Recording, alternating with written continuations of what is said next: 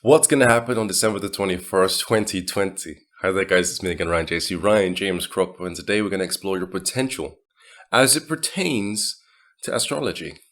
You see, if you've done your research already, you probably would have already figured out that we're going to experience a great conjunction between two planets, that being Saturn and Jupiter.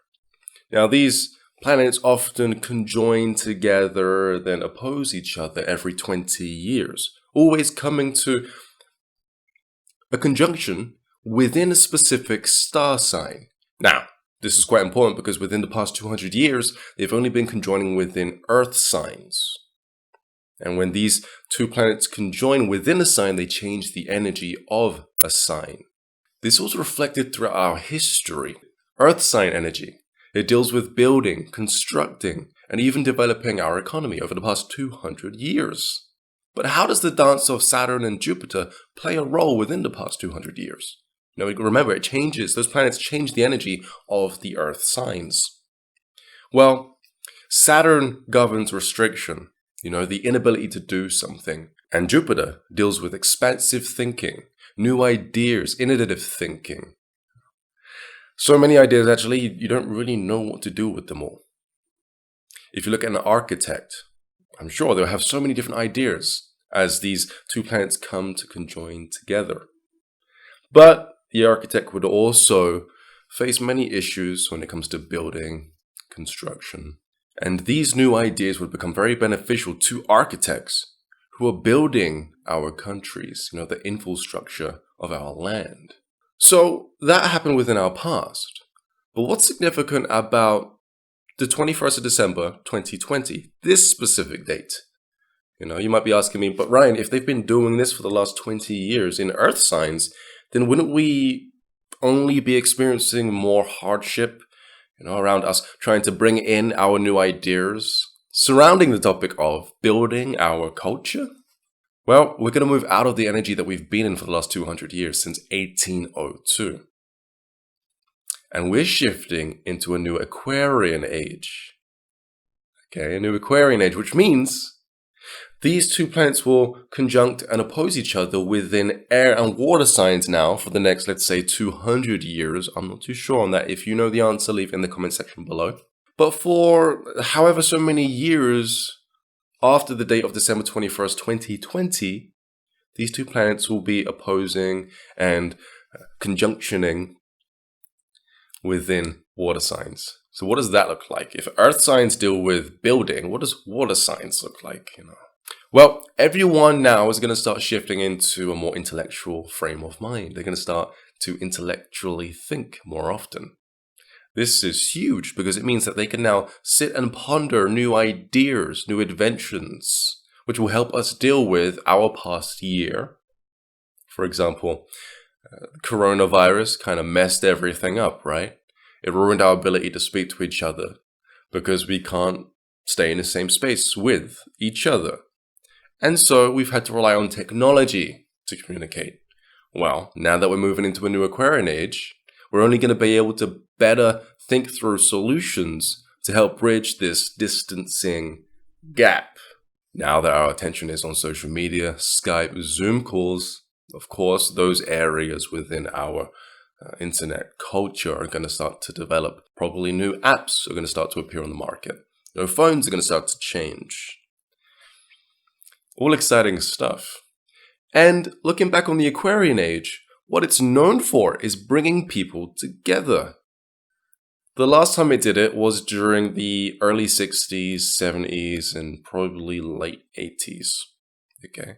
And the way that demonstrated itself or expressed itself within our culture was through the flower children movement, or in other words, the hippie movement. Everyone came together to think about new ways of living. They actually built their own communities, pop-up communities. And if you go to Costa Rica and other third world countries and first and second world countries, actually, you'll find somewhere these communities are still standing to this day, such as Woodstock and Burning Man. And so all of those things that we enjoy came from the previous Aquarian age. What do you think is going to happen while we're in the new Aquarian age? Well, The spiritual community is going to start booming again. And they're going to go through a new evolutionary process where they're able to communicate. They're able to effectively bring together new systems for which to establish a new community, a new type of community, because our next Aquarian Age individuals aren't going to be like the last Aquarian Age pioneers, which did their job very well. All right. That's not to say that the new ones are going to do it bad. No.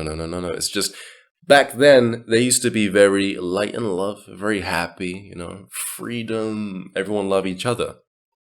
Our new Aquarian Age is going to look a little different because the individuals involved will be a little bit more edgy, mainly because they've been influenced by politics within the past, since Obama was elected into president.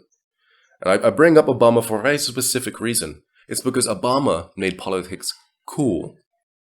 Obama attracted the youth. He did some very cool swagger-like stuff. And so, all of a sudden, politics became trending amongst younger circles. Politics then started to impression the youth, because they were in front of it the entire time, into speaking differently, communicating differently. They started to have more debates within the universities and schools. And then the LGBT movement started. And a lot of people started to protest their right to be however they wanted to be. And they did it by protesting in very similar ways to politicians. They started using their thumbs a lot, making claims and statements that they really were passionate towards. And then as the years went by, the youth became more intelligent, more skilled at debating, at protesting, and at getting their voice heard. Now, this same youth is going to be a part of the Aquarian Age. And so you can imagine how they would get their message across to the larger corporations, to anyone that might be getting in the way of the healing and renewal of the planet and the systems that are failing us today, such as the economy, such as the internet and privacy issues, such as how we treat each other and the animals on the earth pretty poorly. They're going to have something to say about it, and they're not going to stop until something new is brought about within this energy. And so, the conjunction is happening. A lot of people know about that. Another thing that makes it really important is because this time around, these two planets come really close to each other, the closest that they've ever been in recorded history. And so you're really going to start feeling those energies from these two planets. But also, it's not just this that's happening, but we're also moving into an Aquarian Age where everything is going to start to look different. Now, because Jupiter is going to be helping us out with our train of thoughts, this means that after December the 21st, it would be a very good idea to really knuckle down on your meditations. Get charged up by that energy and allow yourself to think through a lot of the problems that you might have, or get to specific meditation goals that you've always wanted to reach. Think about it this way. Anything that required your intellect, you're now going to be able to do better. And so milk it. Milk the energy. So that's it, guys. This has been your potential. If you want to do any type of celestial ritual to help welcome in these new energies before the 21st, it's best to do this on the 18th, because that's when Saturn comes in to Aquarius, and on the 19th, because that's when Jupiter comes in to Aquarius. And of course, on the 21st, they're both in there spreading their magic. Okay. Again, I'm Ryan JC, Ryan James Cropper. Subscribe to my YouTube channel for more videos like this. And if you're interested in our upcoming webinars, then check out my website, ryancropper.com. Peace.